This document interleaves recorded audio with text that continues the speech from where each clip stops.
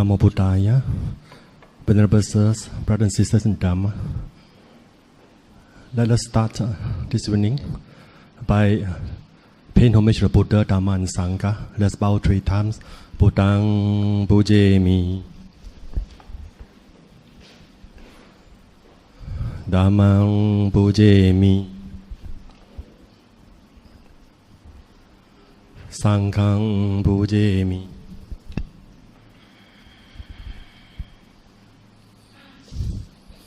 Brothers and sisters in Dhamma, this evening we are very blessed to have this good opportunity to come here to listen to a Dhamma talk on the characteristics of a Sotāpanna by Venerable Dhammavuddho. Venerable Dhammavuddho graduated from the University of Malaysia in 1971 and worked as an electrical engineer with the JKR for 12 years before he was ordained as a monk in the Mahathera tradition in 1983. And 3 years later, he was reordained in the Theravada tradition in Thailand. Thereafter, he spent about 10 years living in solitary lifestyle in quiet places. He has written many booklets on Buddhism. For example, Return to the Original Buddha's Teaching, Message of the Buddha, Buddhist Monks' Precepts, Liberation, Relevance of Sutta Vinaya, Only We Can Help Ourselves, and etc. etc.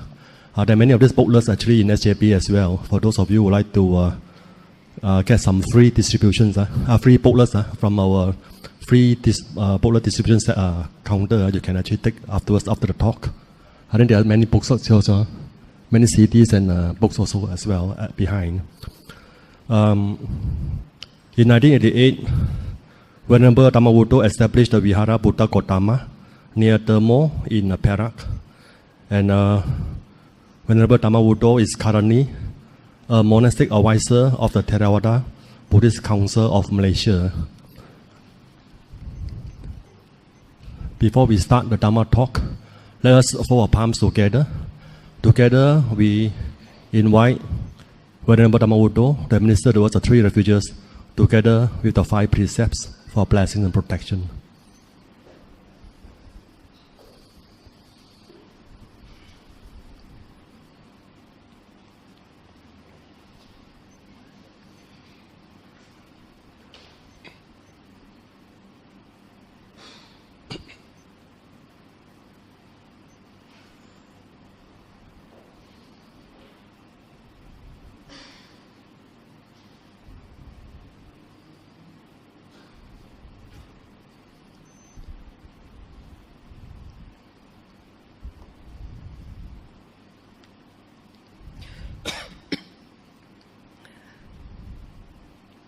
Please repeat after me. Mayang Bante, Mayam Bante, Tisaranena Saha, Tisaranena Saha, Panchasilani Yachama, Panchasilani Panchama, Dutiyampi, Dutiyampi, Mayang Bante, Mayam Bante, Tisaranena Saha, Tisaranena Saha, Panchasilani Yachama, Panchasilani Yachama, Tatiyampi, Tatiyampi, Mayang Bante, Mayam Bante, Tisaranena Saha, Tisaranena Saha, Panchasilani Yachama, Panchasilani Yachama. Namo tassa bhagavato arahato samma sambuddhassa. Namo tassa bhagavato arahato samma sambuddhassa. Namo tassa bhagavato arahato samma sambuddhassa. Namo tassa bhagavato arahato samma sambuddhassa. Namo tassa bhagavato arahato samma sambuddhassa. Namo tassa bhagavato arahato samma sambuddhassa. Buddhang saranang gacchami, Buddhang saranang gacchami, Dhammang saranang gacchami, Dhammang saranang gacchami Sanghang saranang gacchami Sanghang saranang gacchami Dutiyampi Buddhang saranang gacchami Tutiyampi Buddhang saranang gacchami Dutiyampi Dhammang saranang gacchami Tutiyampi Dhammang saranang gacchami Dutiyampi Sanghang saranang gacchami Tutiyampi Sanghang saranang gacchami Tatiyampi Buddhang saranang gacchami Tatiyampi Buddhang saranang gacchami Tatiyampi Dhammang saranang gacchami Tatiyampi Dhammang saranang gacchami Tatiyampi Sanghang saranang gacchami Tatiyampi Sanghang saranang gacchami Tisarana gamanang niditang Amapante Panatipata Veramani Sikkhapadang Samadhiyami Panatipata Veramani Sikkhapadang Samadhiyami Adina Dana Veramani Sikkhapadang Samadhiyami Adina Dana Veramani Sikkhapadang Samadhiyami Kamesu Miccācara Veramani Sikkhapadang Samadhiyami Kamesu Miccācara Veramani Sikkhapadang Samadhiyami Musavada Veramani Sikkhapadang Samadhiyami Vata Veramani Sikkhapadang Samadhiyami Sura Meraya Majjapamadatthana Veramani Sikkhapadang Samadhiyami Sura Meraya Majjapamadatthana Veramani Sikkhapadang Samadhiyami Imani Panca Sikkhapadani Samadhiyami Imani Panca Sikkhapadani Samadhiyami Imani Panca Sikkhapadani Samadhiyami Imani Panca Sikkhapadani Samadhiyami Silena Sugating Yanti Silena Boga Sampada Silena Nibuting Yanti Tasama Silang Viso Daye Amapante Sadhu Sadhu Sadhu Buddhang Pujemi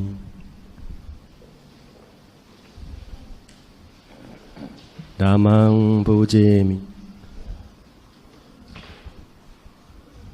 Sanghang Pujemi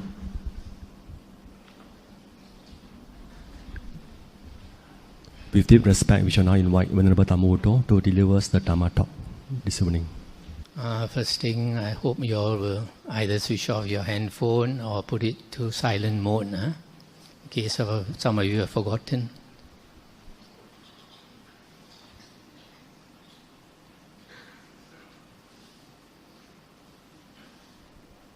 Tonight, the topic of the talk is characteristics of a Sotāpanna. It is very important to know the characteristics of the Sotāpanna so that you will know how to become a Sotāpanna. Sotāpanna, actually, most of us know as the first fruition Arya.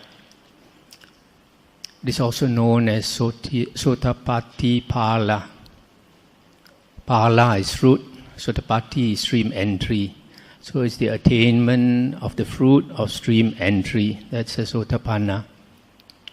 When you analyze this Pali word Sotāpanna, we find Sota has two meanings. It's either used as an ear, like Dibba Sota, the heavenly ear or divine ear. And the other meaning is stream. Apanna means entered or penetrated. So Sotāpanna means a person who has entered the stream. You can also say it is a person whose ear has been penetrated by the Dhamma. So that is Sotāpanna. So just now I mentioned Sotāpanna also means Sotapatti Pala. Sotapatti is stream enterer. Sometimes we have this confusion, stream enterer, and we think it's a path attainer, and some people think it's a fruit attainer. So in Venerable Bhikkhu Bodhi's translation, he translates Sotāpanna as stream enterer. But then Sotapatti, the first path attainer, is also a person who has entered the stream. So it's also a stream enterer. So to differentiate the two, I prefer to call the Sotāpanna the stream winner. And the first path attainer is one who has entered the stream. Now, since this is a Sotapatti Pala, so we have to know what is stream entry, Sotapatti. In the Sangyutta Nikaya, under the Okanti Sangyutta, which is chapter 25 of the Sangyutta Nikaya, the first sutta, it talks about the two types of path attainer. One is called the Saddhanusarin, faith follower. The second one is called the Dhammanusarin, Dhamma follower. Only two types. There are only two types of first path attainer. And it is said that the faith follower, the Saddhanusarin, is one who places faith in the Dhamma and resolves on them. And the Dhamma follower, Dhammanusarin, is the one who accepts the Dhamma after having pondered on them. So the first one places faith in the Dhamma. The second one accepts the Dhamma. So to have faith in the Dhamma, you must listen to the Dhamma, isn't it? Then you understand the Dhamma. Then only you can have faith in the Dhamma, And the other one, the Dhammanusarin, Dhamma follower, accepts the Dhamma after having pondered on them. From here you can see both of them have listened to the Dhamma. And the first one has faith on the Dhamma. The second one accepts the Dhamma and has understood the Dhamma because he has pondered on it. Now the sutta continues to say the characteristics of these two first path attainers. They have transcended the plane of the ordinary worldlings. The ordinary worldlings are the putujana, ordinary people who go round and round the cycle of rebirth, samsara. So if they have transcended the plane of the putujana, they are Arya. So the first path attainer is an Arya. That is why when the Buddha talks about the Aryans, he talks about 8 types of Aryans. The first path, the first fruit, second path, second fruit, third path, third fruit, and fourth path, fourth fruit. And all Arahants and all Buddhas come under the fourth fruit category. So the first thing is these first path attainers are Aryans. And then it also says they are incapable of rebirth in the 3 woeful planes. They will never fall down into the woeful planes. That means the rebirth as a ghost, rebirth as an animal, and rebirth in the hell realm. They will never take rebirth there. That is very important because samsara, we can be reborn in 5 destinations of rebirth. Later books talk about 6. Liu Tao Lun Hui, they talk about 6 destinations of rebirth. But in the original suttas, the Buddha only talked about 5 types of rebirth planes. The first 2, heavenly and the human plane, are happy destinations of rebirth.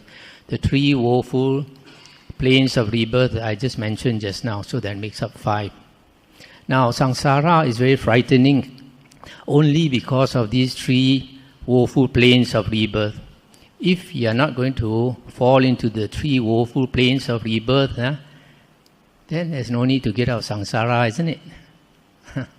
Stay on, enjoy yourself as a human being, as a deva or devi, isn't it? So now the Arya will never be reborn into the three woeful planes. That's another characteristic. Then the third one mentioned, they are incapable of dying without attaining the fruit of stream entry. Sotāpanna pala. They are incapable of dying without attaining the fruit of stream entry. This means at the last moment, even if they don't, from path, they don't turn to fruit, at the very last moment when they are dying, they will automatically attain the fruit. So actually it hints that the path and the fruit takes some time. Later books like the Abhidhamma, they say that when you attain the path, immediately the next conscious moment, it becomes fruit. If that is the case, you will never meet a path attainer, because before you can say, hello, he has become a fruit attainer, the next conscious moment, isn't it? So the suttas actually indicate that the path and the fruit take some time. Normally it will take a few years. And this is verified in two suttas. One is the Majjhima Nikaya 142, Dakkina Vibhanga Sutta, where the Buddha talks about the merit of giving to different persons. So it is mentioned that even if you give an offering to 100 first path attainers, the merit is less than giving to one Sotāpanna, first fruit attainer. That being the case, it means you can give to a first path attainer. If you can give to a first path attainer, he does not exist for only one conscious moment. He's there for you to give, isn't it? So from this sutta, it's quite evident that you can give to path attainers, that they don't exist only for one conscious moment. The other sutta is Samyutta Nikaya 55.24. And it's mentioned there that the first path attainer has not yet attained confirmed confidence in the Buddha, Dhamma and Sangha, whereas the first fruit attainer has attained confirmed confidence, avijja pasada, in the Buddha, Dhamma and Sangha. So you can see here that the path attainer, because he has not yet turned to fruit, his confidence is not confirmed yet. So these two show that after you attain stream entry, it takes some time before it turns to fruit. Now, it's also mentioned in this sutta that the Sotāpanna is one who knows and sees the Dhamma. One who knows and sees the Dhamma. And this person also has all the characteristics mentioned before. And in addition, it is said that the Sotāpanna is fixed in destiny, with enlightenment as his destination. That means no matter what happens, even if he does not make any effort, he will definitely attain enlightenment. And in other suttas, it is mentioned not more than 7 lifetimes. Within the maximum of 7 lifetimes, he will automatically enter Nibbana. So these are the things mentioned in this sutta 25.1. To recap, the path attainer and the fruit attainer have transcended the plane of the ordinary worldlings, have become an Arya, and so they are incapable of rebirth in the woeful planes. And the path attainer is incapable of dying without attaining the fruit of stream entry. And then the Sotāpanna is fixed in destiny, with enlightenment as his destination. as his destination. Now we look at another sutta, Sangyutta Nikaya 55.5. This is under the Sotāpanna Sangyutta. It is mentioned there are 4 factors or conditions for stream entry, Sotāpanna Yangani. In other words, to attain stream entry, there are 4 conditions. First, association with true men, Sappurisa. Second, hearing the true Dhamma. Third, focus attention or proper attention. And fourth is practice of the Dhamma in accordance with the Dhamma. Dhamma no Dhamma pati pati. So the first one, association with true men. Who are true men? True men, Sappurisa, this word also means Aryans. Those who understand the true Dhamma. Because only because they understand the true Dhamma, you can hear the true Dhamma from them. The true Dhamma is called Sat Dhamma. And what is Sat Dhamma? It's very important to know what is the real Dhamma. In the Anguttara Nikaya 4.180, the Buddha said, certain monks might say, the Buddha said this and the Buddha said that. And some elder monks, Chang Lao, they also might say, I heard the Buddha said this and that. But the Buddha said, when they claim anything to be the Buddha's teachings, you should not accept it and you should not reject it. Instead, you should compare it with the suttas and the Vinaya. If it agrees with the suttas and the Vinaya, then you know it is the Buddha's words. If it does not agree with the suttas and the Vinaya, then the Buddha said, it is definitely not the Buddha's words and throw it away. So, the Vinaya only concerns monks and nuns. So, for the more important one is the Dhamma. And the Dhamma here refers to the suttas. And also in the Vinaya books and the suttas, the Buddha mentioned that his true Dhamma will last 500 years. Later books talk about 5,000 years, but actually the Buddha mentioned 500 years. And what he means is that within 500 years, the Dhamma will not be polluted. After 500 years, the Dhamma will be polluted. So we want to know what is the Dhamma within these 500 years after the Buddha passed away. Luckily, we have Emperor Asoka, who lived about 250 years after the Buddha's passing away. Emperor Asoka had a lot of faith in the Buddha, so he erected these pillars, what are called Asoka pillars, stone pillars, along the roads for people to see. Maybe every 1 kilometer, he will erect this stone pillar. And nowadays, archaeologists have dug up these pillars and they find carved out the words of the Buddha on these pillars, and they confirm that during Emperor Asoka's time there were only 5 Nikayas: the Digha Nikaya, long discourses of the Buddha; Majjhima Nikaya, Sangyutta Nikaya, Anguttara Nikaya, and the last one, Khuddaka Nikaya, the minor collection. So these are the only Dhamma that existed during Emperor Asoka's time, meaning this is the only Dhamma during the Buddha's time, because the Buddha said 500 years period is the true Dhamma. And this word, the third condition, Yoniso Manasikara, which I translate as focus attention. Sometimes they say careful attention. And in Chinese they say Ru Li Se Wei. So this word means that when you listen to the Dhamma, you are focused on listening to the Dhamma. In other words, at that time, you don't have the 5 hindrances. If that is so, then you can understand the Dhamma and attain stream entry. So who are the people who do not have the 5 hindrances? In the suttas, it is stated by the Buddha that as long as a person has not attained piti and sukha, which are secluded from unwholesome states, which are secluded from sensual pleasures.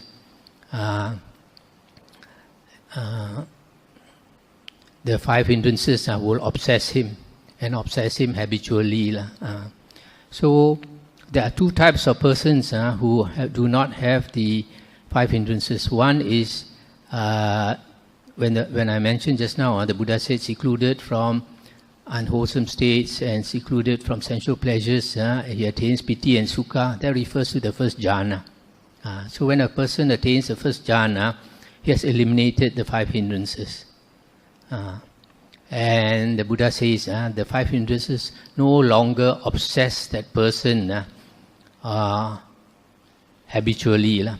So there are 2 conditions if a person has the hindrances. Firstly, it obsesses your mind, it enslaves your mind. And secondly, it is habitual, it is very often there.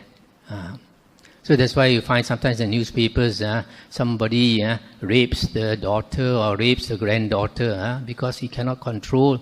These hindrances overwhelm his mind, obsess his mind. So that is one person who, after they attain the first jhana, the Buddha says the 5 hindrances are eliminated. A lot of people don't believe this because they don't really understand the hindrances.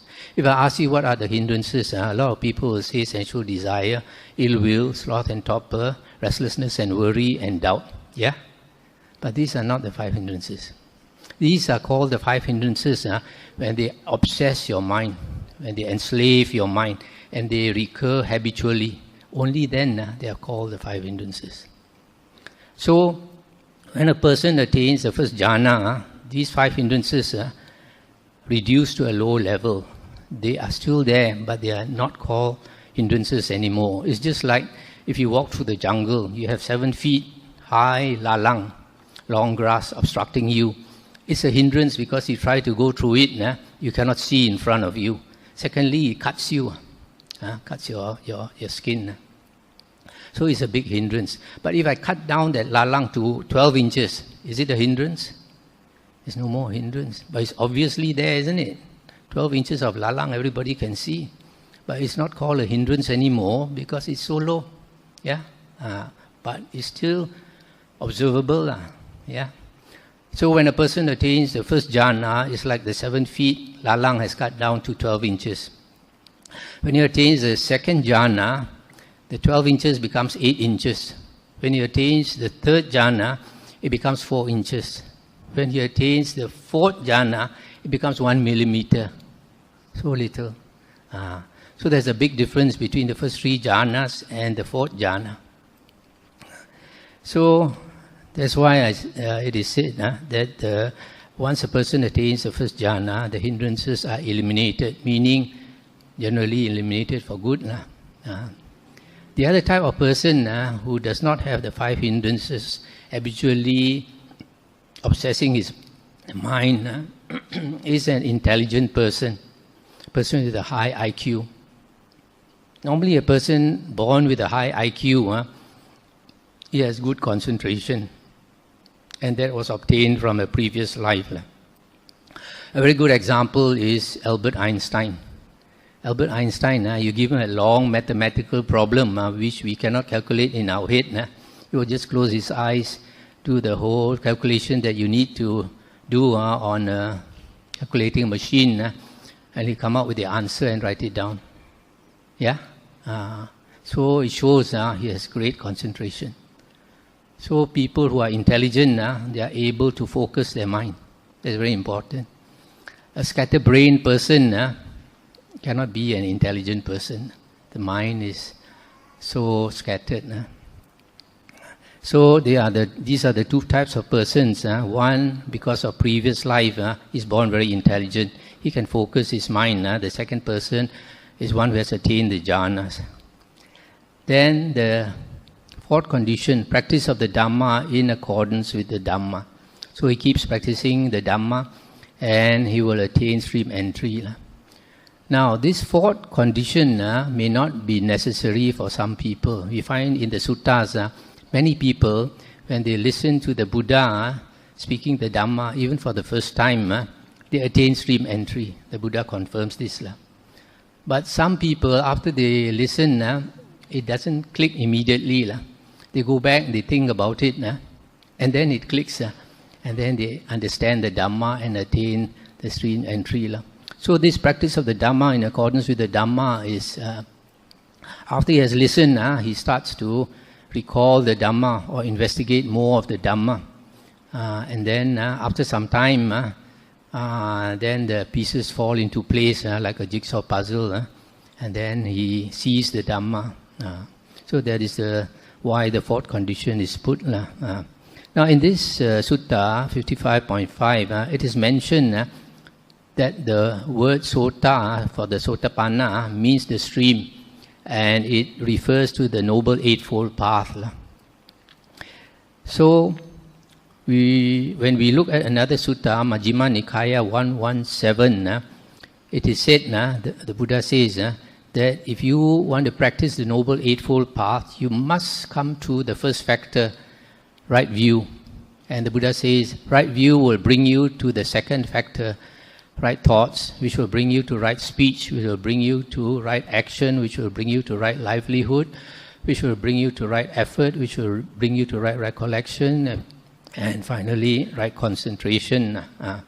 So it is said, you must always enter the Noble Eightfold Path from the first factor, right view. That's very important. That's why you see, like in India, we have many yogis who have perfected meditation, so much so that they have psychic powers. But because they don't have right view, they cannot become a Sotāpanna. So you can practice years and years and years like these yogis, and yet you'll never become a Sotāpanna unless you listen to the Buddha Suttas. So this is also said that the Sotāpanna is one who is endowed with the Noble Eightfold Path. Because of this sentence, there are certain monks who say that the Sotāpanna needs jhana, because the Sotāpanna is endowed with the Noble Eightfold Path. But if you look at other suttas, this is not so. Because in the Anguttara Nikaya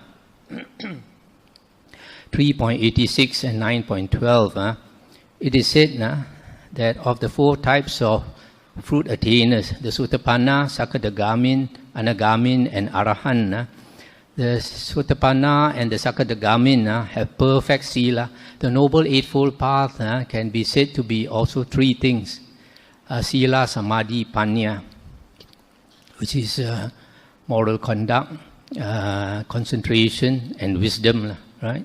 So it is said that the Sotāpanna and the Sakadagamin have perfect sila, perfect moral conduct. The Anagamin has perfect sila and samadhi, and the Arahant has perfect sila, samadhi, and panya.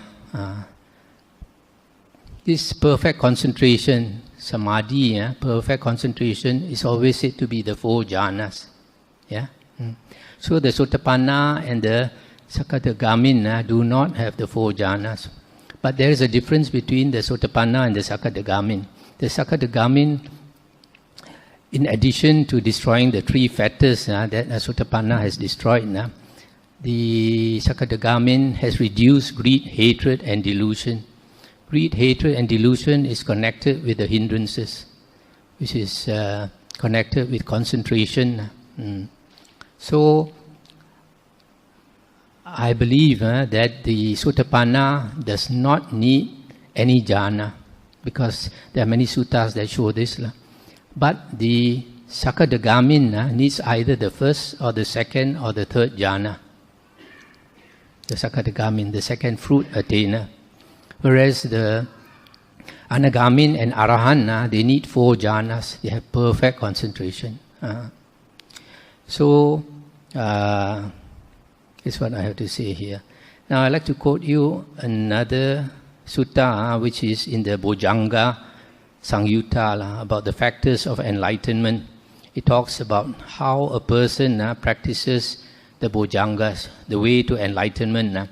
And this is not the only sutta. There are other suttas, for example, the Majjhima Nikaya 95 Chanki Sutta, which talks about the gradual practice, the gradual progress of a person. And he says that first you have to draw near a teacher. For a person to draw near a teacher, that person must be spiritually mature. And then he's ready to practice a spiritual path, so he starts searching. Then he comes across a monk, and the Buddha says he should examine the monk to see whether he has greed, hatred and delusion. If he sees that the monk does not have greed, hatred and delusion, then he has faith in the monk. And then when he has faith in the monk, he shows respect to the monk and frequently visits the monk. And when he does this, he gets a chance to listen to the Dhamma from the monk. And if the monk is an Arya, then he will teach the true Dhamma, which is the Buddha's Dhamma. And when this person listens to the Dhamma, he can possibly attain stream entry here. But even if he does not, the Dhamma affects him in a way that the Buddha says in the Bojjhanga Samyutta, that after hearing the Dhamma, he dwells withdrawn. He dwells withdrawn. Two types of withdrawal, body and mind. Then he recollects the Dhamma and thinks it over. And it's mentioned in this Bojjhanga Samyutta, when he recollects the Dhamma and thinks it over, on that occasion, the enlightenment factor of recollection, sati, is aroused by the monk. On that occasion, the enlightenment factor, Bojjhanga, of sati is developed by the monk. On that occasion, the enlightenment factor of sati is fulfilled by the monk. So you see here, this word sati, according to the Buddha here, means remembering the Dhamma that you have heard. Recollecting the Dhamma that you have heard. That is the meaning of sati. And then, after recollecting the Dhamma, the Buddha says, he investigates the Dhamma with wisdom. On that occasion, the enlightenment factor of Dhammavichaya, investigation of Dhamma, is aroused by the monk. On that occasion, the enlightenment factor of investigation of Dhamma is developed by the monk. On that occasion, the enlightenment factor of investigation of Dhamma is fulfilled by the monk. So, there are some people at this stage, after they investigate the Dhamma and they understand, then they attain stream entry. Then after that, the Buddha says, he puts forth energy, virya. This is the third Bojjhanga, enlightenment factor. And from there, because he puts forth effort, he meditates and all that, he attains piti, delight, then tranquility, etc., which are connected with the jhanas. So, this is the way that the Buddha says a person develops the Bojjhangas. Now, there is, so just now I mentioned to enter the Noble Eightfold Path, we start with right view. How do you attain right view? In the Majjhima Nikaya, Sutta 43, it is said there are only two conditions to attain right view. First, the voice of another. And the second, focus attention. Focus attention we heard before. The first one is the voice of another. So it's very important that you must hear the Dhamma from another person. Only then you can get right view and become an Arya. If nobody teaches you the Dhamma, you will never become an Arya. That's why we find like in India. India is a very religious country. The people there, they are very devoted. So you have many yogis, you have many ascetics, all trying to find a way out of samsara. And they practice extremely hard. They are even willing to give up their life.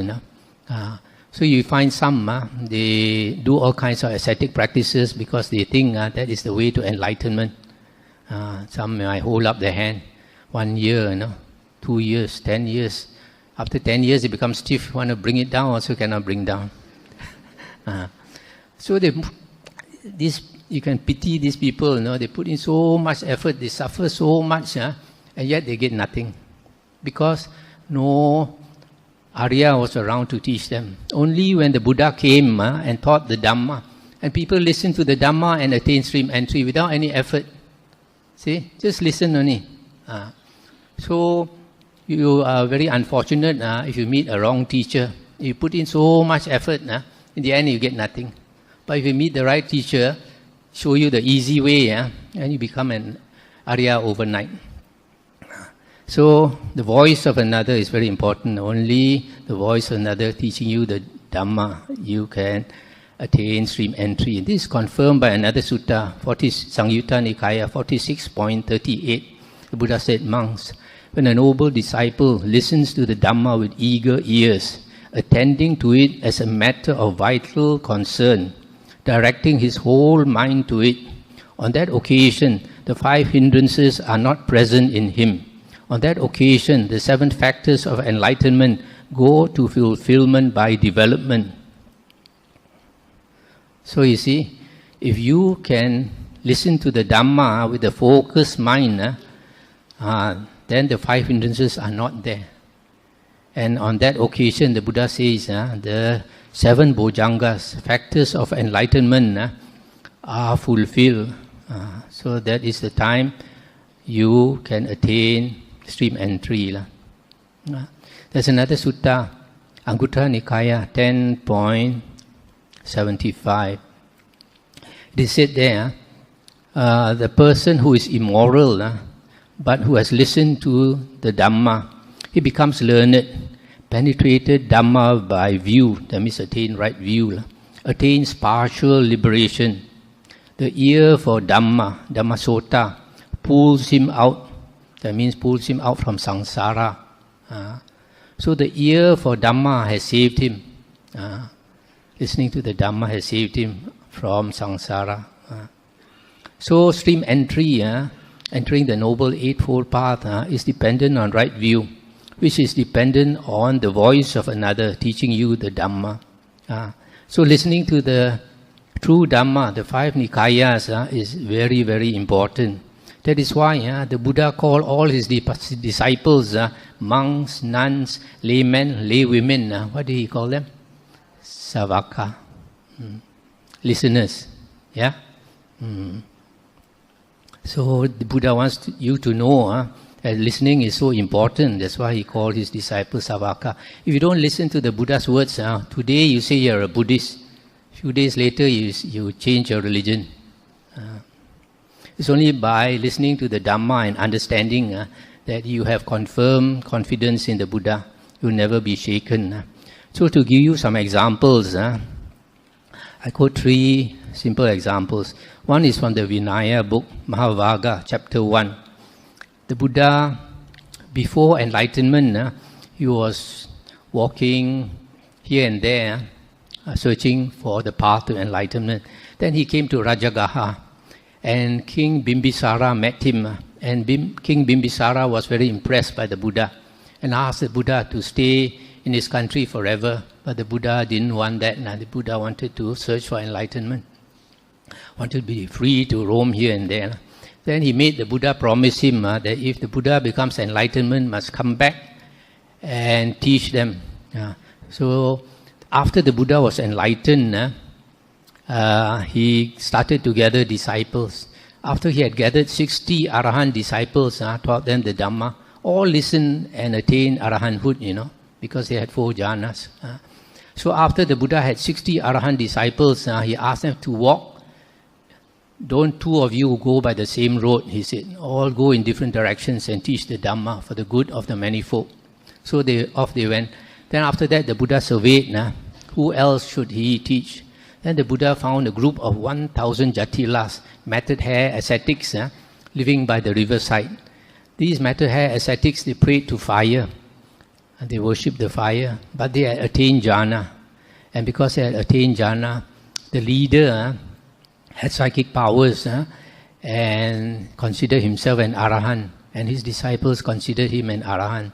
So the Buddha went to them such people, they think they have some attainment, and because they don't have the Dhamma foundation, the ego becomes bigger.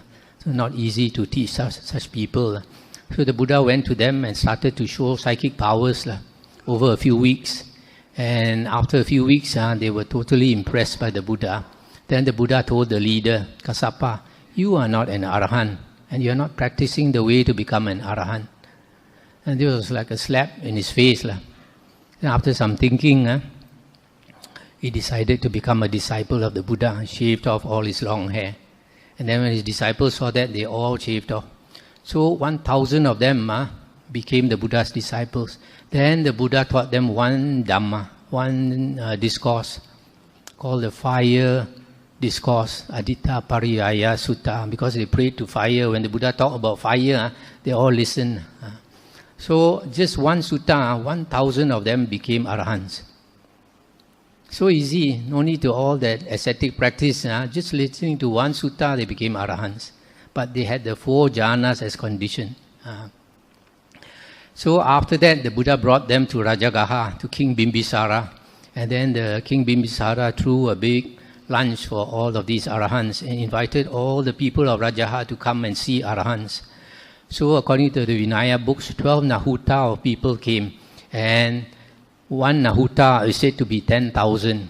So 120,000 people came to see the Arahants. So after lunch, after eating, the Buddha spoke Dhamma to 120,000 people. And it is said that all of them attained stream entry. All of them attained stream entry.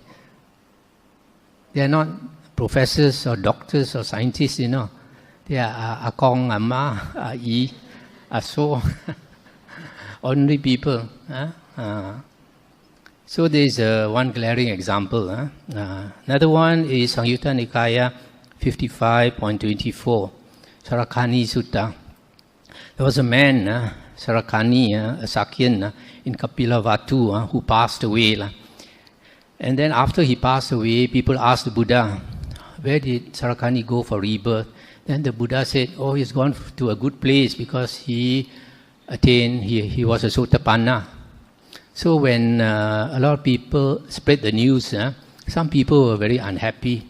They said, this Sarakani, he used to drink liquor. He cannot even keep the 5 precepts. How can be a Sotāpanna? If he can be a Sotāpanna, anybody can be a Sotāpanna.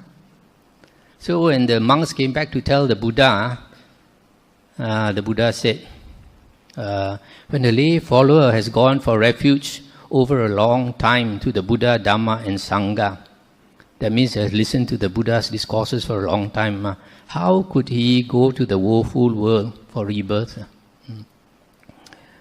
And then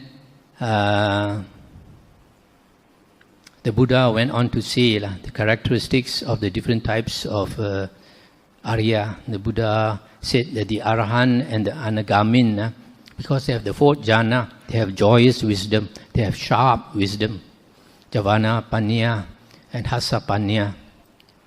So when a person attains the 4th jhana, he has very sharp wisdom. And then the Buddha talks about the Sakadagamin, and then talks about the Sotāpanna, and says that the Sotāpanna has confirmed confidence in the Buddha, Dhamma and Sangha. But the 2 path attainers, Dhammanusarin and Sadhanusarin, do not possess confirmed confidence in the Buddha, Dhamma and Sangha. So after that, the Buddha said a very surprising thing. The Buddha said, why should not Sarakani become a Sotāpanna?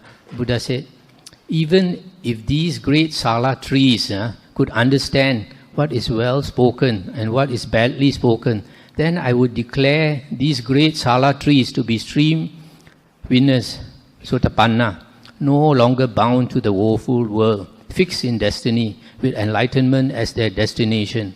How much more then Sarakani the Sakyan? So the Buddha says here, if I talk to these Dhamma, to these trees, and they can understand me, I say they also will become Sotāpanna, the Buddha is saying. So why should not Sarakani become a Sotāpanna? So from here, it's very clear, the Buddha is saying that by listening to him and understanding his words, you can become a Sotāpanna. Even trees can become a Sotāpanna. Why you cannot become Sotāpanna? Now, the interesting thing is, why is it that this Sarakani, he could not keep the liquor precept and can become Arya? Because he has the Aryan precepts. Now, what are the Aryan precepts? Can anyone tell me? You listen to my Dhamma talks and you can tell. In the Noble Eightfold Path, the 8 factors of the Noble Eightfold Path can be divided into Sila, Samadhi and Panya.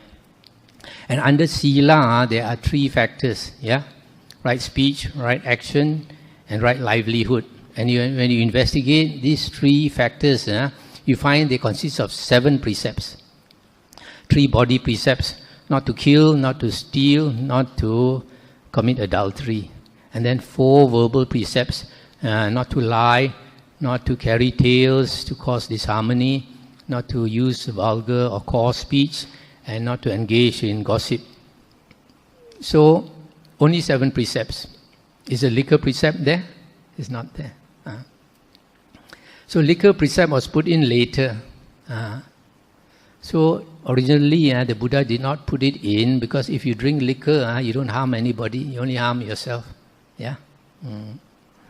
So, liquor is not in the Aryan precepts, only the 7 precepts I just mentioned. 3 body precepts and 4 verbal precepts. Okay. Now,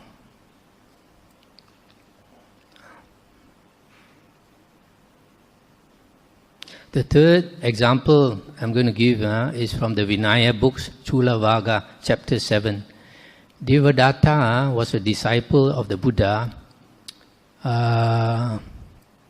was very ambitious. Initially, he had all the 8 jhanas, the 4 rupa and the 4 arupa. And because of that, he had psychic powers. And because he had psychic powers, he became arrogant. That shows he didn't listen to the Dhamma enough. He did not attain stream entry. Because there are some people mentioned in one of the suttas, the Buddha said, when he's teaching the Dhamma to his disciples, he was rebuking one monk. He said, I noticed you were never listening when I was teaching the Dhamma. So probably Devadatta was somebody like that because he was so arrogant, he thinks he knows everything. When the Buddha was teaching the suttas, he was thinking of something else.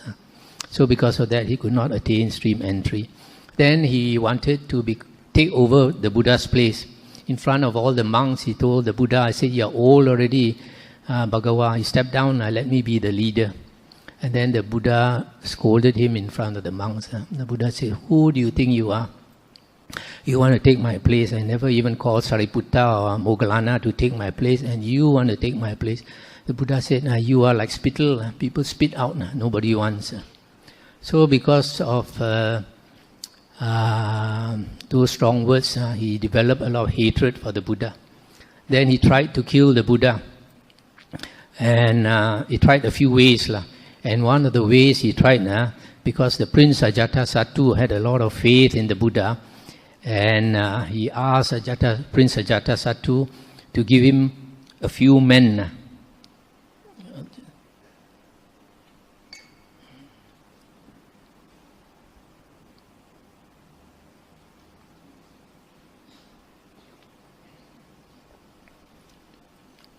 So the prince gave him a few men, and he told the first man, he said, you go to such and such a place in the forest, Samana Gotama is there.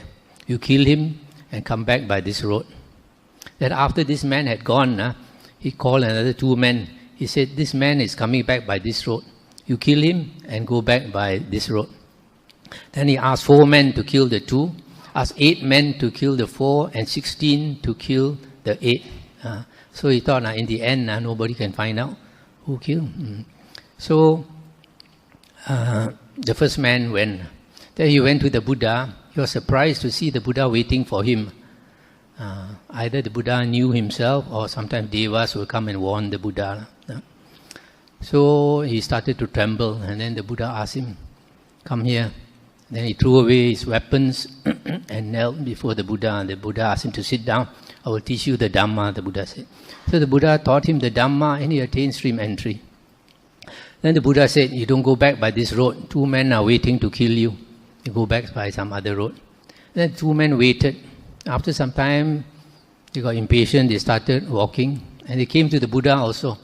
They saw the Buddha waiting for them. They also got frightened. Then the Buddha asked them to sit down, spoke the Dhamma to them. They attained stream entry.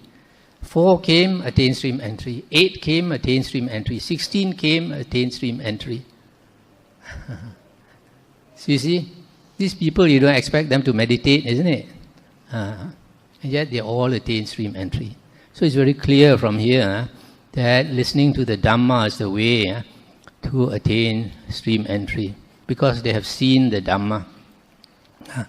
And then when a person listens to the Dhamma and has seen the Dhamma, there's a stock phrase that the Buddha describes. For example, in Majjhima Nikaya 74, then in the wanderer, Diganaka, the spotless, immaculate vision of the Dhamma arose. All that is subject to arising is subject to cessation. The wanderer saw the Dhamma, attained the Dhamma, understood the Dhamma, fathomed the Dhamma. He crossed beyond doubt, did away with perplexity, gained intrepidity, and became independent of others in the teacher's dispensation, or the teacher's sasana, meaning the Buddha's teaching or the Buddha's doctrine or the Buddha's religion. So you see, when a person understands the Dhamma, he has attained vision of the Dhamma, Dhammachakku. And he understands all that is subject to arising is subject to cessation. In other words, he has seen very clearly anicca. We all think we understand anicca. Not so simple, you know. If you understand anicca, it means you understand dukkha. And it also means you understand anatta. Normally, because our mind is not focused, when we hear something, we don't concentrate on it. We don't understand so clearly. But suppose now a doctor tells you, you have 6 months more to live. You have a tumor in your lung or something. At that time, you will see anicca, yeah? Because you see anicca, you see dukkha, yeah? So, that is a stock phrase on the attainment or vision of the Dhamma. Now, in the Samyutta Nikaya 55.1, it is said that the 4 characteristics of a Sotāpanna are confirm confidence in the Buddha, confirm confidence in the Dhamma, confirm confidence in the Sangha, and possess the Aryan precepts, which I mentioned just now is the 7 precepts. And then another characteristic mentioned in Samyutta Nikaya 55.30, an Aryan disciple is endowed with 5 factors.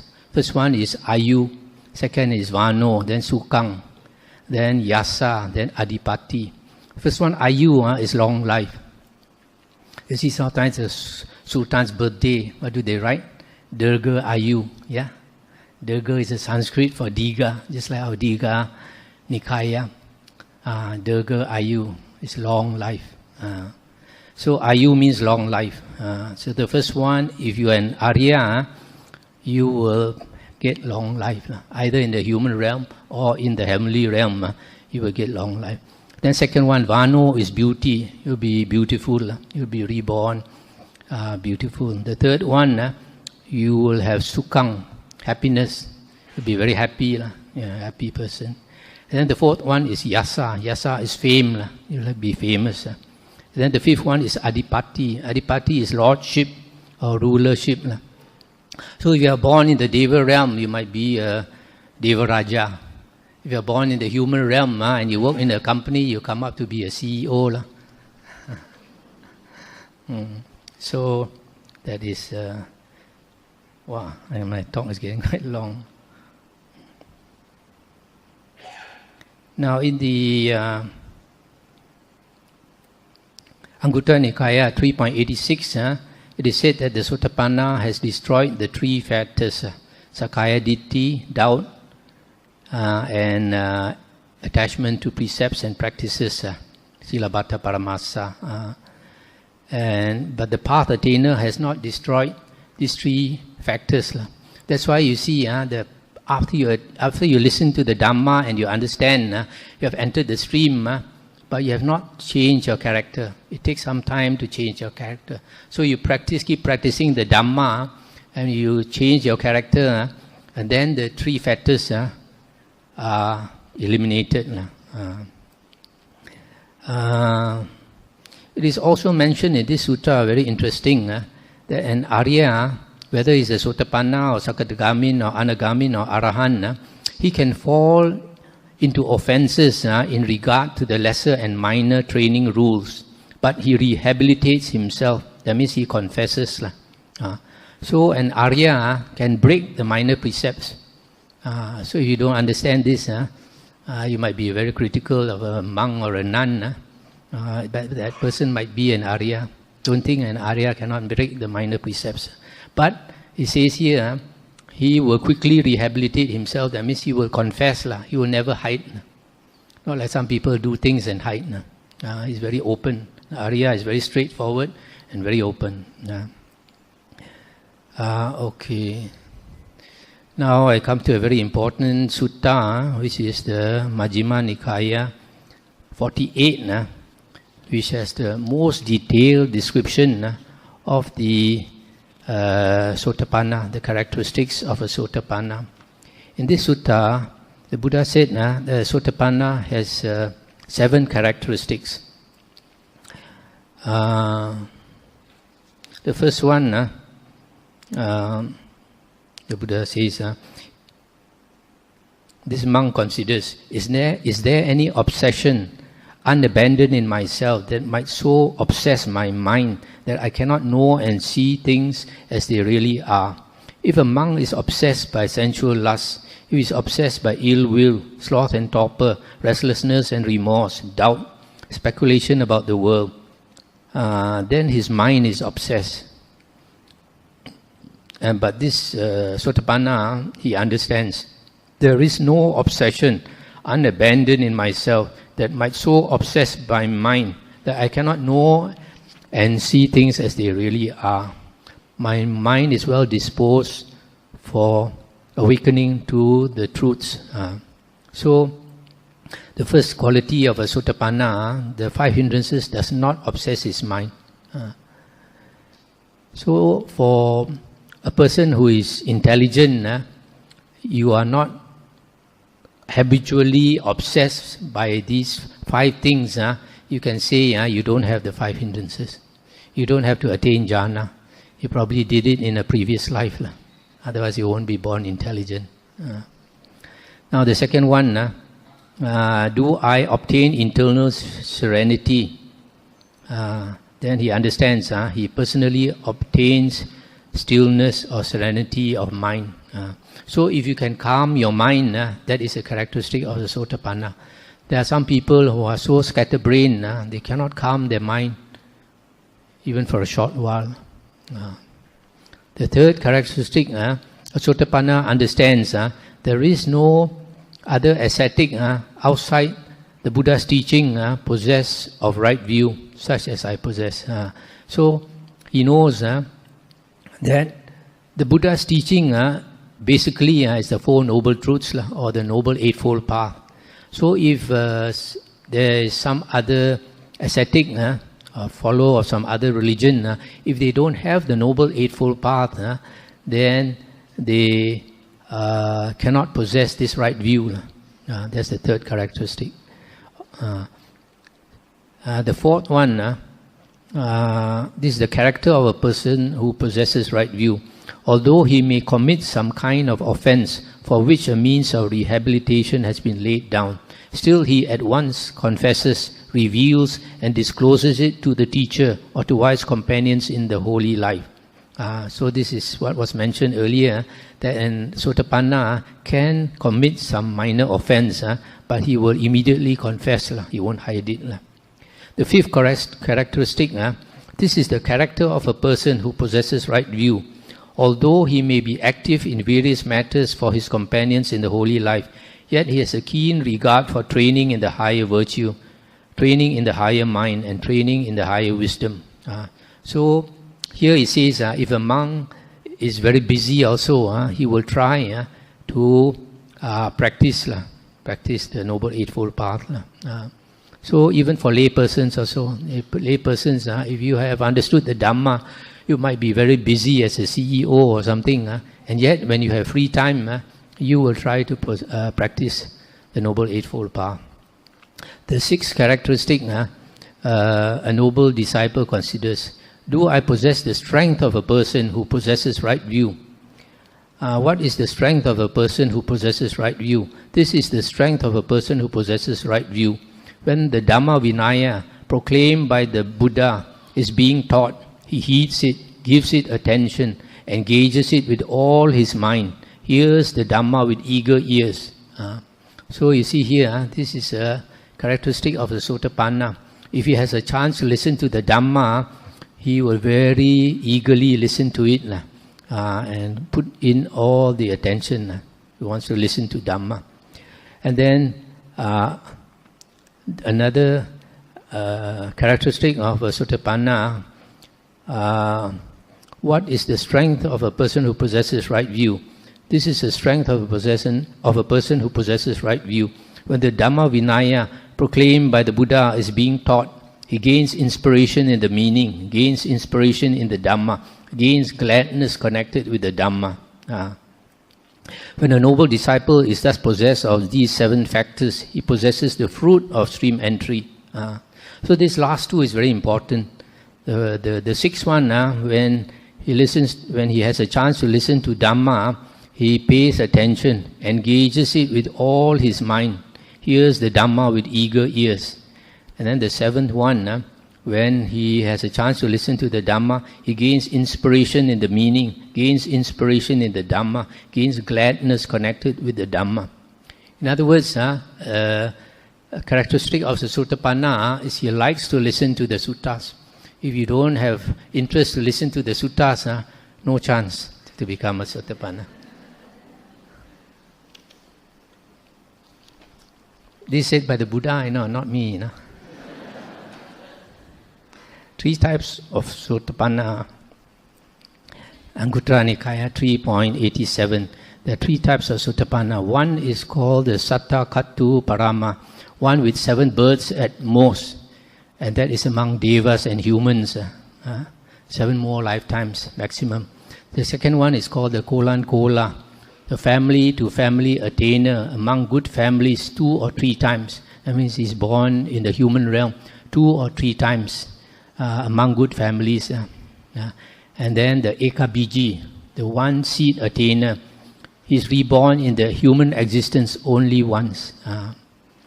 Why is one Sotāpanna is born once only, another one is born 2 or 3 times, another one is born 7 times? Because the one who is born only one more time, he puts in a lot of effort. Like the Buddha. The Buddha, if you study the suttas and the Vinaya, he was already an Arya, and either a Sotāpanna or a Sakadagamin. So when he came back as Siddhartha Gautama, he couldn't understand why also he must go and become renounced and become a monk. But something inside will bring him something, because once you have become a Sotāpanna or a Sakadagamin, when you are reborn, you've forgotten about it, But in your subconscious, you don't forget. So your subconscious will lead you the way. This in Hinduism is called the Adi Guru, your primary teacher. Your primary teacher is inside here. So, to summarize, to become a Sotāpanna, first you must be spiritually matured enough to search for the truth. And then you come across a teacher, and then you examine whether he has greed, hatred and delusion. If not, you have faith and respect for him, then you are able to listen to the Dhamma. And some people, when they listen, initially they already attain stream entry. And it is said here, after they listen, they gain a reflective acceptance of the teaching. Gaining reflective acceptance means he understood, so he attains stream entry. Then he practices in accordance with the Dhamma. He recollects the Dhamma. In our case, we are very lucky. We don't have to recollect in the sense that during the Buddha's time, they had no books, They had to memorize. Nowadays, we have the books. In fact, we are more lucky than people born during the Buddha's time. You know why? Because if you are born during the Buddha's time, the Buddha will come to your kampong maybe for 1 week or 2 weeks, then he will go off to some other kampong. So you can only listen to a few suttas. But now, we have 5,000 of the Buddha suttas that he taught for 45 years, all in the Nikayas. And if you don't take the opportunity to listen to it, very sorry for you, because the Buddha said, when he looked into the past 91 world cycles, one night the Buddha didn't sleep. Spent the whole night looking into the past, managed to see 91 world cycles. He saw only 6 Sammasambuddha. Not so easy to find a Sammasambuddha, They don't come so easily. So 91 world cycles, 6 Sammasambuddhas. How long to get to hear one Sammasambuddha? So if you miss this opportunity, you have to wait for many lifetimes. And during that many lifetimes, I don't know how many times you fall into hell. So don't play, as they say.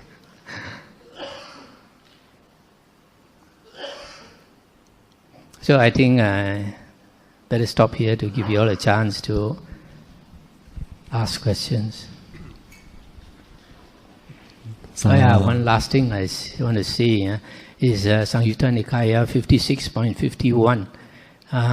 One day the Buddha was talking to his disciples and he took a bit of soil on his finger.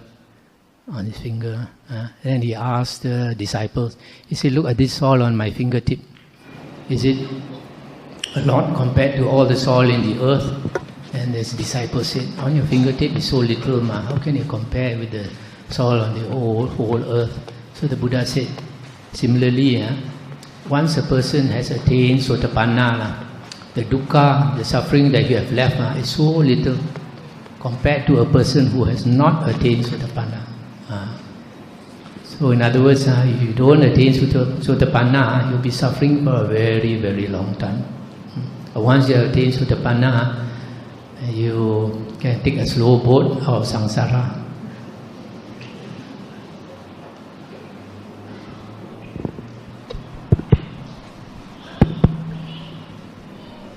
Any questions?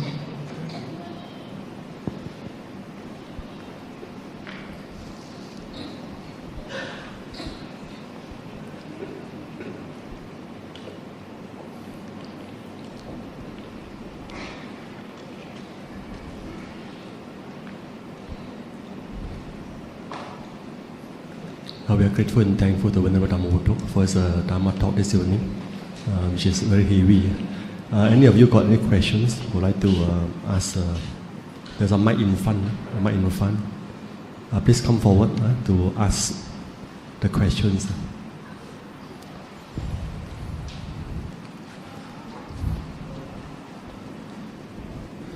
Bhante, just now you mentioned about the Savakas during the time of the Buddha, who attain the right view by just listening to the Dhamma.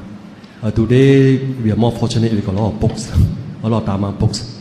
So can one just live in seclusion and read the Dhamma books and also attain the right view and also attain the path of the Arya?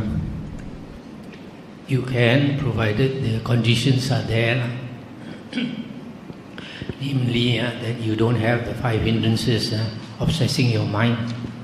When you study the suttas, you can attain understanding. And when you attain understanding, the Buddha says you have fathomed the Dhamma, seen the Dhamma. That is stream entry.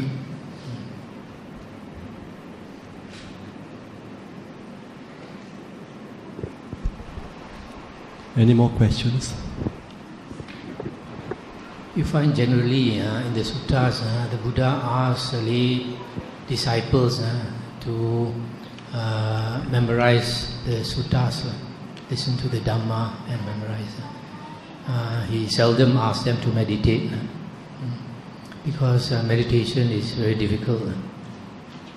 Meditation is like, for the Buddha's disciples, it's like a 24 hours a day thing, 7 days a week, 365 days a year.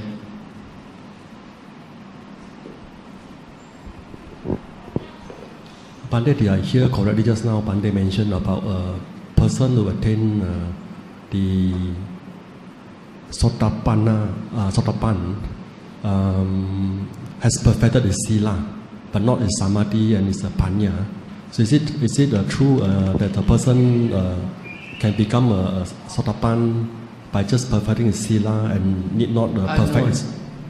The most important thing for a person to become Sotāpanna is understanding the suttas and the Dhamma. Because just now I mentioned one of the suttas, the Sotāpanna is defined as one who knows and sees the Dhamma.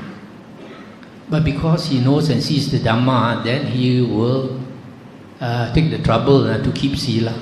That sila is a later consequence. The first important condition is seeing and understanding the Dhamma, which is by hearing the Dhamma, namely the suttas.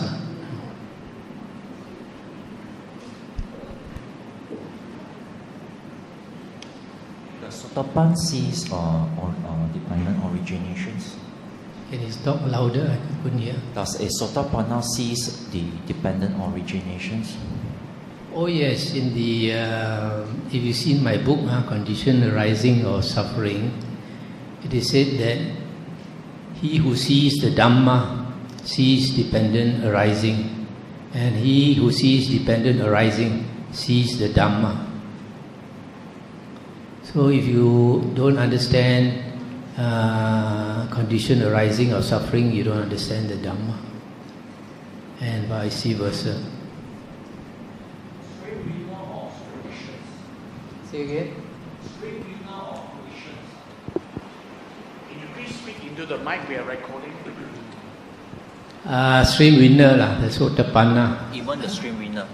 Stream winner also, because Venerable Ananda was said to be a stream winner when the Buddha was still alive, and in one of the suttas, it is mentioned that he told the Buddha, he said, although this dependent arising is deep, yet I see it as plain as can be.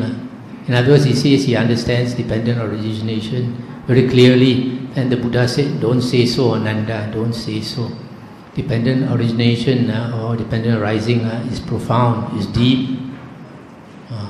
So what the Buddha is saying is that this right view, the first factor of the Noble Eightfold Path, is not the same for all the Aryans. The right view of a Sotāpanna is not the right view of an Arahant. See? So he attains a shallow, the Sotāpanna has attained a shallow right view, but the Arahant has perfect right view. So you see, in the Vinaya books, maybe not in the suttas, there are many things mentioned in the Vinaya books which are not in the suttas. It is said that the Buddha in one of the suttas mentioned that before he was enlightened, he considered the 12 links of dependent origination, and he saw that, he understood. Yeah. Now, in the Vinaya books, it is said that after the Buddha was enlightened, and then after some time, he contemplated dependent origination for 12 hours, the whole night, until he completely understood dependent origination. Because it is said the first 4 hours he contemplated the arising of suffering. Then the next 4 hours he contemplated the ceasing of suffering. Then the next 4 hours he contemplated arising and ceasing of suffering. So, to truly understand dependent origination like the Buddha, you need to use psychic power and see how beings are born and take rebirth again and again, and what causes them to be reborn again and again. So if you don't have the psychic powers also, you can understand, but not completely.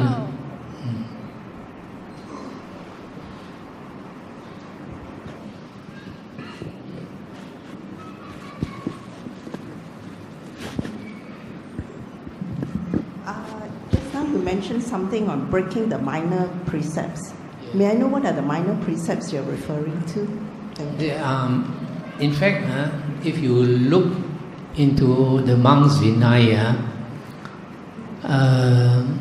first you have the Patimokkha, the 227 precepts of a monk, okay? And besides that, there are still other rules in the Vinaya books, not in the 227 precepts. So there are many rules for a monk and a nun. And it is stated that the heavy offences are the 4 parajikas and the 13 sanghadisesa. So all the rest is minor.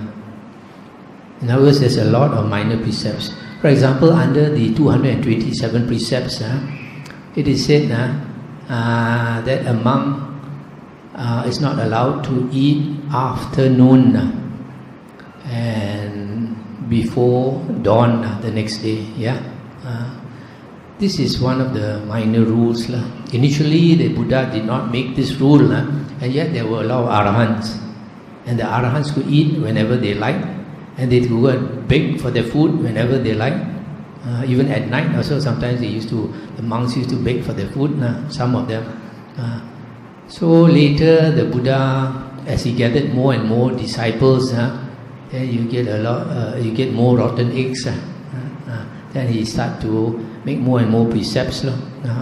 So coming back to this rule where a monk is not allowed to eat afternoon. Sometimes, like I've heard, like certain monasteries in Thailand, the monks they have to do building work. So, for example, they are laying concrete. They have to finish laying concrete.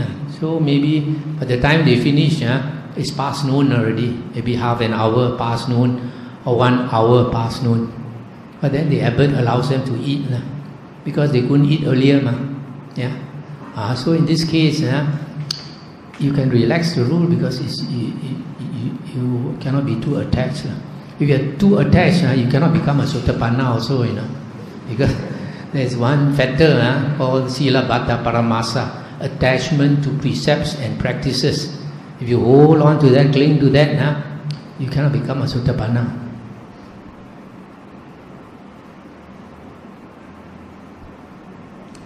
So, for example, another one I just mentioned, when we started our monastery 17 years ago, we had no money. We had very little support. So, the monastery everywhere, the grass was about 3 feet tall. And then, after a while, the surrounding land was given away to some people, and then they started to fell the trees to plant all palm and all that. Then the snakes started to come into our land. One day I saw a 10-feet python crossing the road into our land. So we have to cut the grass because the snakes are hiding in the grass. Even a king cobra started 6 feet. After 2 years, grew up to 8 feet. You used to see the king cobra. So some people came to help in the monastery, do some work. But initially our land was 15 acres, a lot of work. Some of them, after staying a few days, they never came back. And one tough guy told me, he came initially, after that, and then he found the work so tough, he didn't come back for another 3 years. After 3 years, he came back. Then he told me, work so tough, he got frightened. So we had to do things like concreting the footpath. We had to cut the grass because the snakes were everywhere. So a monk is not supposed to cut the grass. Lay people are supposed to cut the grass for the monk, but no lay people coming to help, and we got no money, so I have to do lah. So some people they don't understand, they get very angry. This Bante hai đoàn lai bộ siêu cái.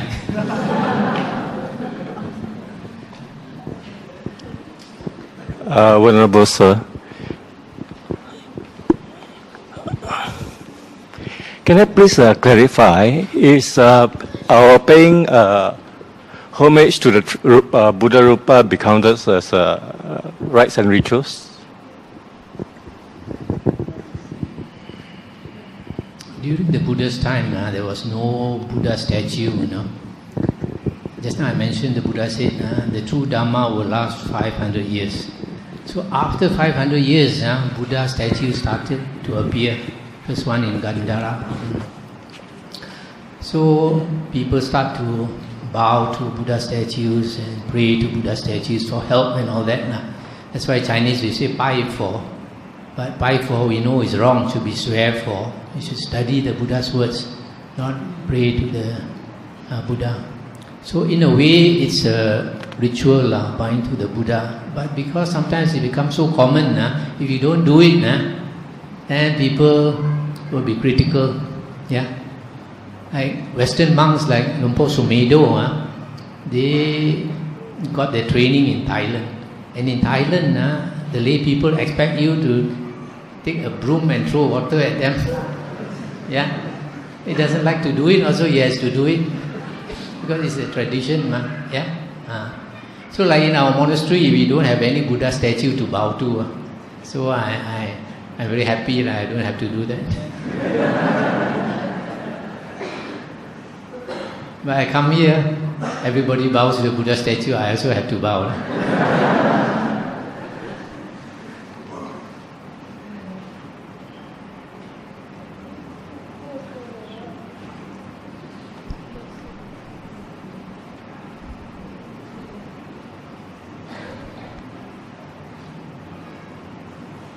Thank you, Bante, for your good speech. Now the thing is, I'm wondering, when we listen to the Dhamma alone, our mind does not stay still. So how are we going to progress?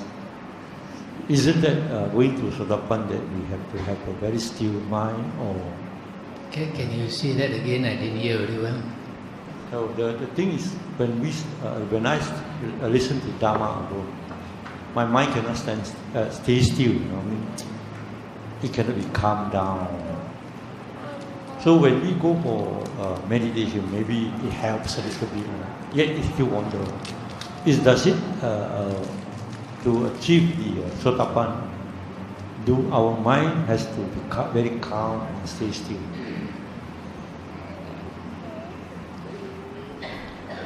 It is mentioned just now in the suttas that you need these two conditions for attaining right view. Is the voice of another teaching you the Dhamma, and yoniso manasikara, which is focused attention. Yeah? So you need to be able to focus your mind on what you are either listening or reading. So maybe if your mind is not so focused, you have to listen more often, more times. Then it will slowly penetrate. But if a person has a very sharp mind, he listens once, he might attain understanding and stream entry. So don't lose heart, just keep listening, keep investigating the suttas.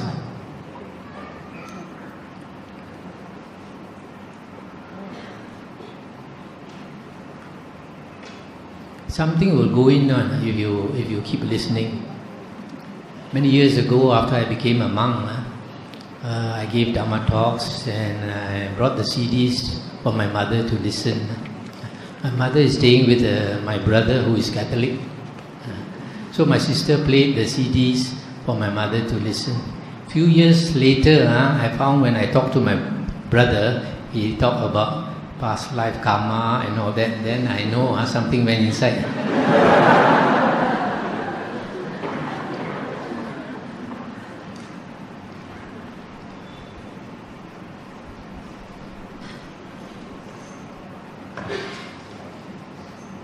Bante, just now Bante mentioned that sometimes after listening to the Buddha's preaching, then the audience become the Aryans or Sotāpanna.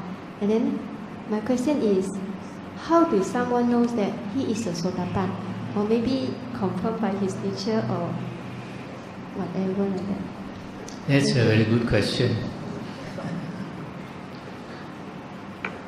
Just now, I mentioned in one sutta that the Buddha said, after a person listens to the Dhamma, he practices seclusion. And there are two types of seclusion: seclusion of body and seclusion of mind. So, when a person understands the Dhamma, he sees impermanence. It's a little bit like a person who's told by the doctor that he has cancer, 6 months more to live. When a person hears that he has cancer, he gets a shock. And then he knows he has very little time left. Yeah? So he got to make the best use of his time. So in the same way, if a person listens to the Dhamma and understands, as the sutta says, impermanence, and once you understand impermanence, then you know your time is very limited, and you got to make the best use of your time. Then you start to withdraw from society. There is withdrawal of body. And then you lose interest in spending hours watching the TV or whatever you used to spend your time doing, enjoying yourself, all that, you start losing interest. Instead, you devote your time to yourself, listening to the Dhamma and practicing meditation, keeping your sila, and trying to change your bad habits. In Chinese we say 修行, 修行. A lot of people don't understand the meaning of 修行. They think it's just meditation. 修行is not meditation. 修行 means 修行为. 修行是修行为.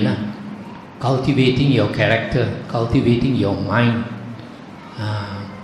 cultivating yourself. In other words, getting rid of your bad habits, your unwholesome states of mind, and developing wholesome states of mind. That's why sometimes in the suttas it is said one of the characteristics of a Sotāpanna is that person is very generous. He's no more selfish like before. A normal person now will be very selfish.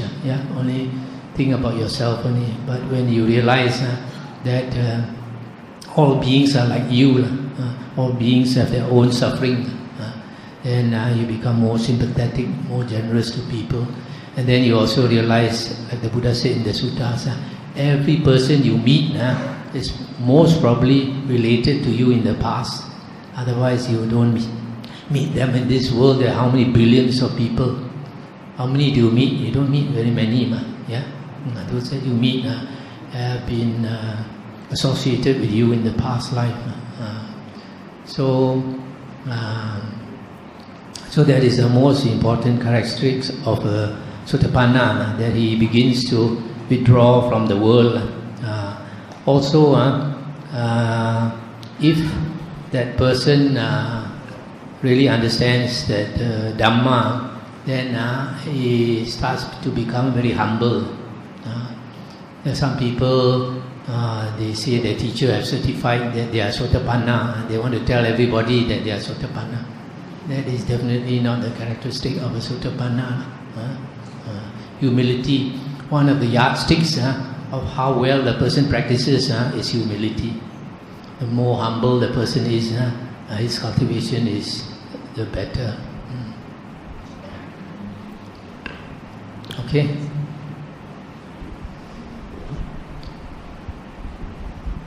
Okay, one more last question.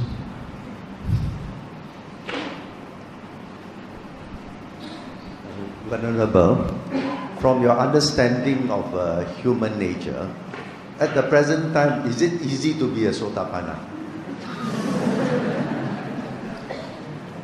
At the present time, it's more difficult because we have a lot of things to enjoy. If you go to a poor country, like say Myanmar or Thailand, the Kampong area, those people are very simple people because they are poor, and then you find they can meditate better than you. Here we got so much distractions. We have internet, we have email, everything. So every day our mind is distracted. But if you have the good karma from the past life, then you should be able to focus your mind. It's very important to be able to focus your mind, because when you listen to Dhamma, what you have to do is focus your attention on what you are reading or what you are hearing. If you can focus, then you can understand. Sometimes I find when I tell somebody something, then I find the person does something different, Then I know that person didn't really get what I was trying to tell that person. That shows the mind is not focused. Second question.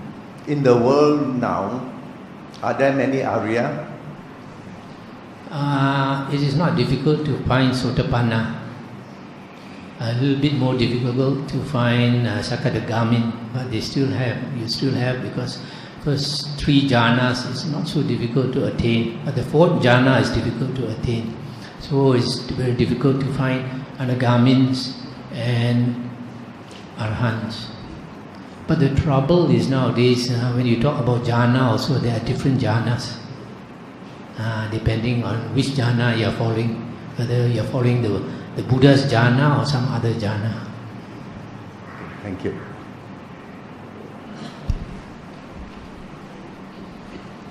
Okay, thank you so much. We're very grateful and thankful to Venerable Dhammavuddho for teaching us the Dhamma this evening. As dutiful followers of the Buddha, I would like to offer requisites to the Sangha. Those at the back, you are welcome, or you are invited to partake in this offer. You can come forward. Can we just invite the Devas and Devis to rejoice with us? Can repeat after me. Itavata cha'amhehi Sambatam punya sampadang Sabbe deva Sabbe bhuta Sabbe satta Anumodantu Sabba sampati Siddhya Sadhu